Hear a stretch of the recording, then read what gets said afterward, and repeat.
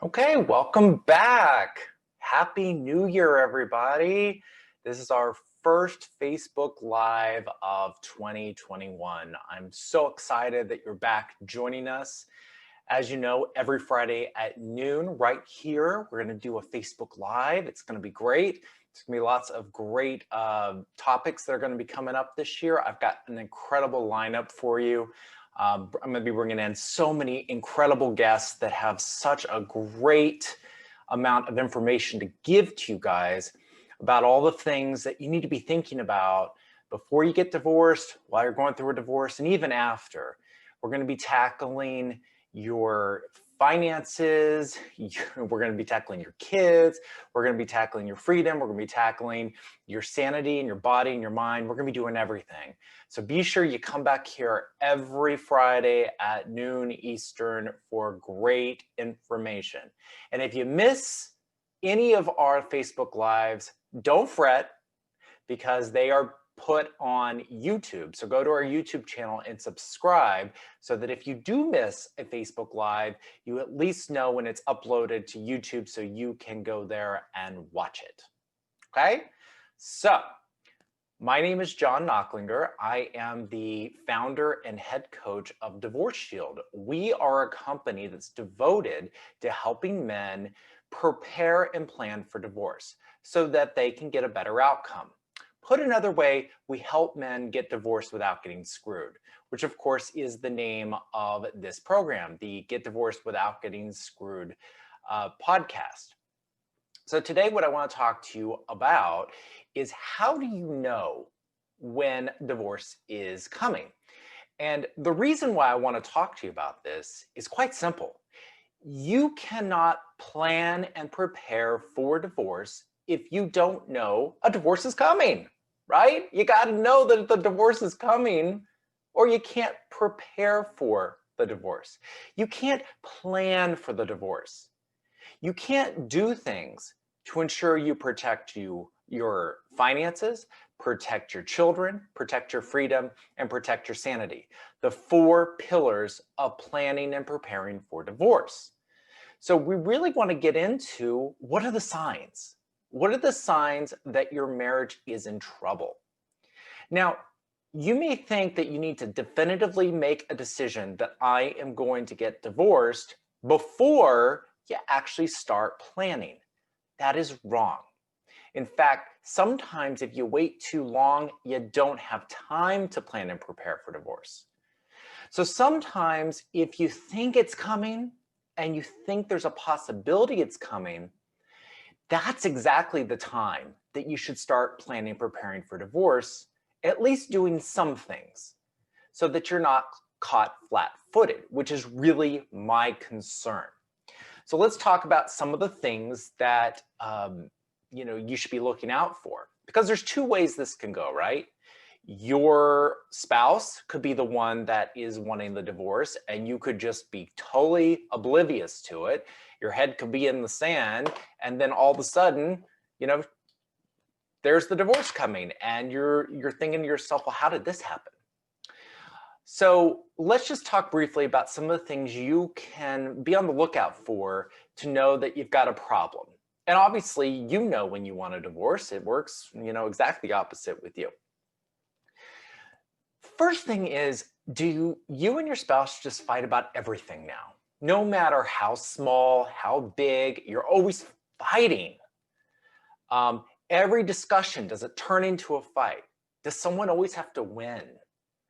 If that's happening to you, it's normal to fight. Every married couple fights. That's not unusual.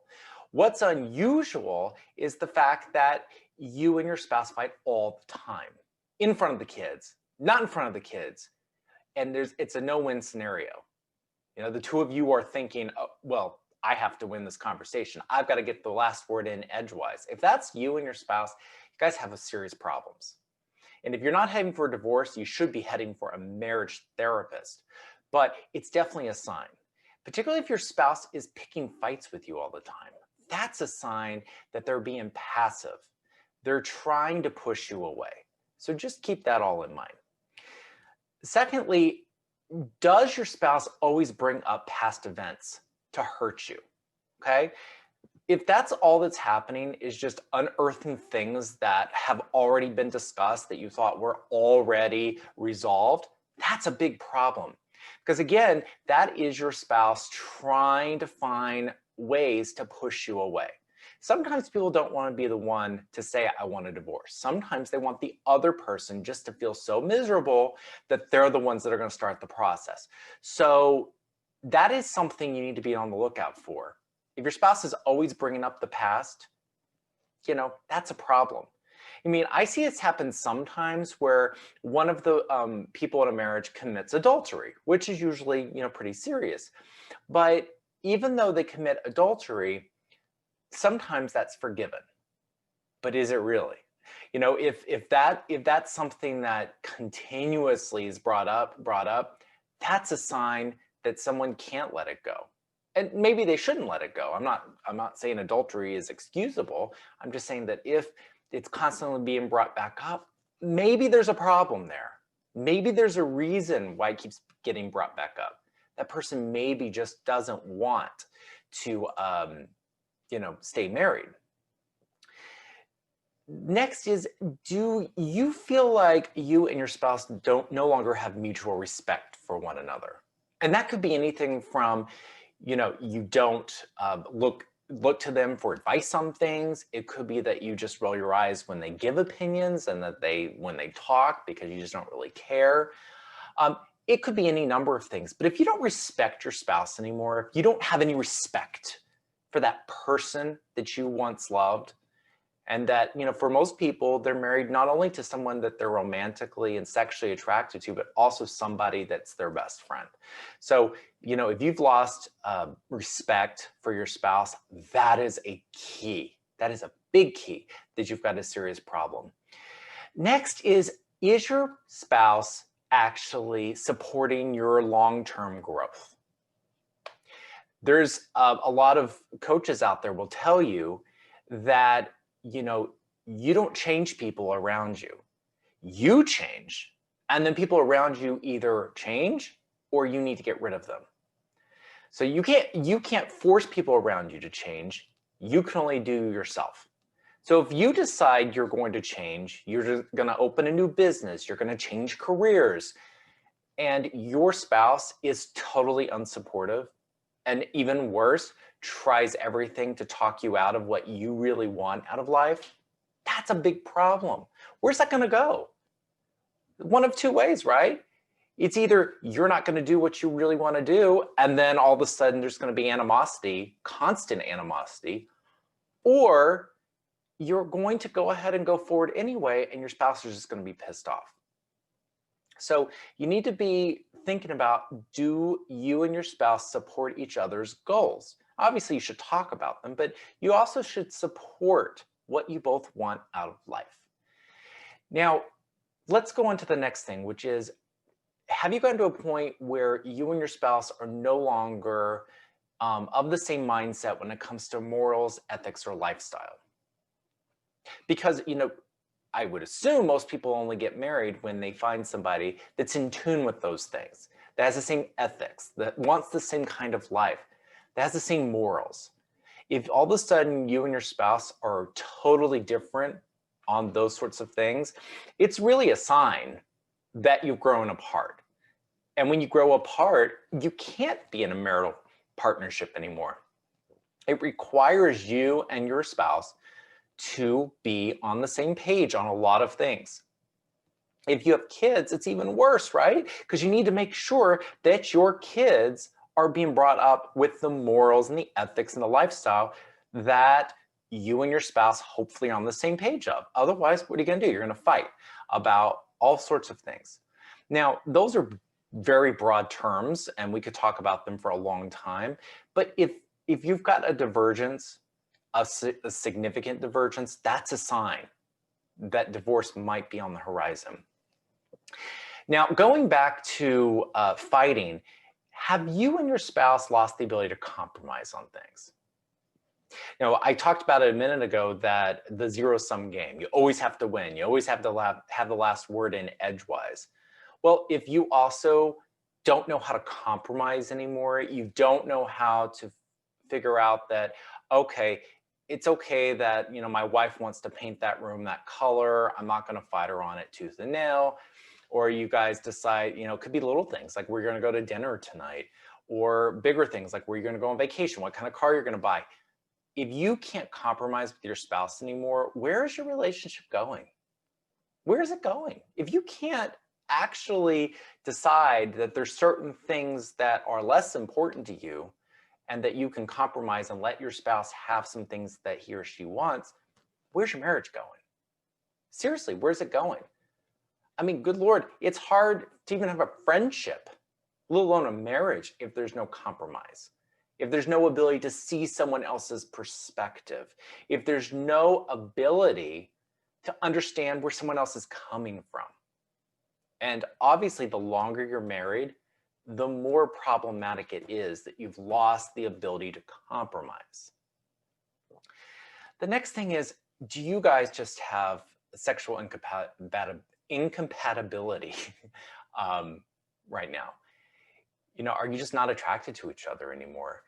Have you gone to a marital therapist and still you just don't want to be around your spouse anymore? You don't want to kiss them. You don't want to, have sex with them. You don't want to be intimate with them. That's a problem. I mean, obviously, a lot of people in long-term marriages don't have as much intimate relations as they do when they're younger. I don't know that that's unusual. Most people I know that have been married a long time, it changes in frequency and character over time. But you should still find your, husband or wife attractive to you. You should still want to be with them. You should still feel connections to them. If those things are gone, if you don't feel any connection to them whatsoever, if you don't have any desire to make them feel good, if you don't want to have any kind of intimate relationship with your spouse, that's a huge problem, because that's what separates a marriage from a friendship, right? That's what, you've probably heard that many, many times. That's what separates a marriage from a friendship.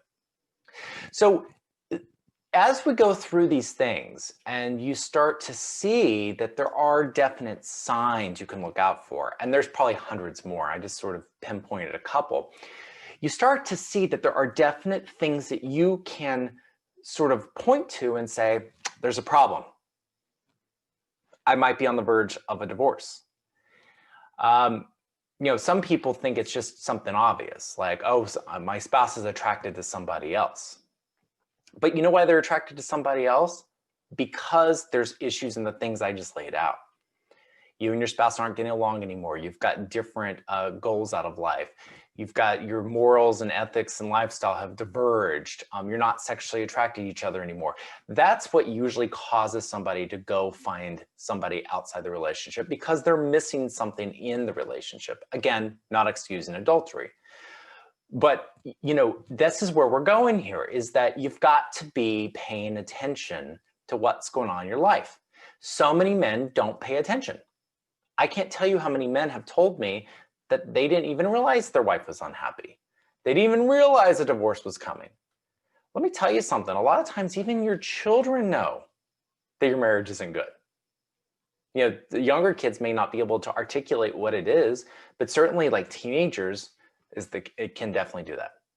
Well, anyway, that's all I have for today. I don't like these things to be long. I want you to be able to listen to it really quickly and be able to get through it without it taking up too much of your day. Well, come back next week. We're gonna have an incredible nutritionist and a fitness coach to talk to you guys about health and fitness in the new year. Can't wait for you to see it. Come back next week, noon Eastern, right here on Facebook Live. Take care.